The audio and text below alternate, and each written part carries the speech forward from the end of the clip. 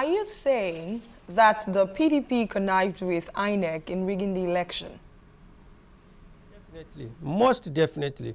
You know, I'll tell you, madam, you know, what we are seeing today is, you know, in the first and foremost place, you have a problem where the wreck in Adamawa State then was a hatchet man that was prepared by the government of that state.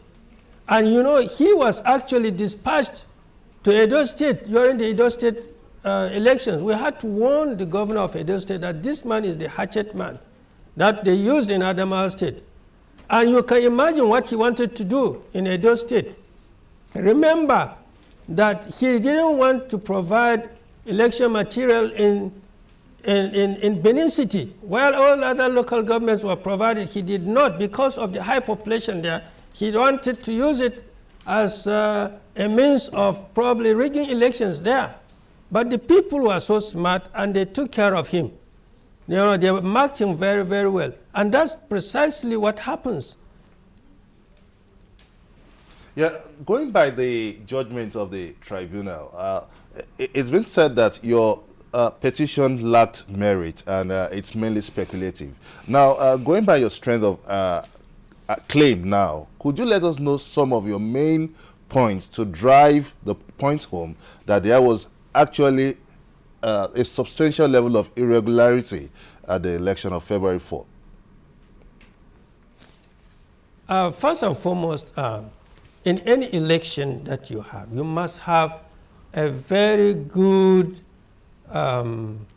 voters register, that you do not have a duplication of names or pictures, but you have in Adamawa State a lot of irregularities, multiple registration. In fact, some places where, you know, you have probably say 500 registered voters. Out of these 500, you'll find that about 100 of them are multiple registrations. And these people, when they come to vote, all of them are marked as being accredited. And they vote. They are marked as being as having voted. And obviously that is multiple voting, and therefore it's not allowed by the electoral law. And that's supposed to be cancelled. That's number one.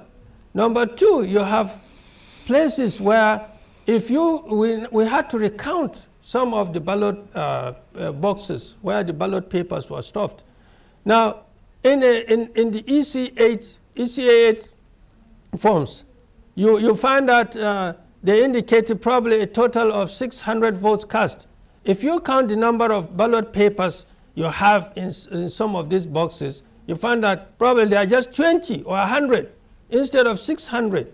Then there is something basically wrong. There are so many other things, irregularities there, that we are able to find, and we presented to the tribunal.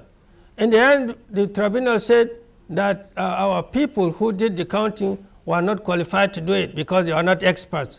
And I asked them this question: how can you tell me, are the INEC people that count votes or the NYSC that count votes, are they experts in counting votes? All we did was actually to recount what they have in the ballot paper, in the ballot boxes. And to my mind, that was not right for the tribunal to have said that we had no case because our people that recounted were not experts. Now, do you have evidences for all these claims? We have, absolutely, we have. Now, I'd like to ask you, your previous Yes. allegations were being, we said no to by the tribunal. You know, they were dismissed.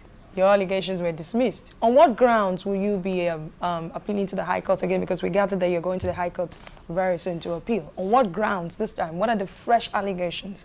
And how tight is your witnesses this time around? See, and one other thing is, you know, the grounds of appeal are so obvious because we've not got justice where we're supposed to have justice.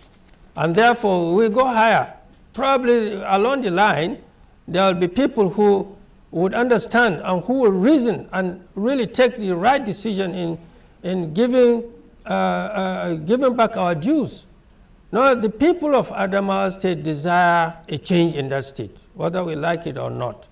And all they need is let them have peace, let them have easy life.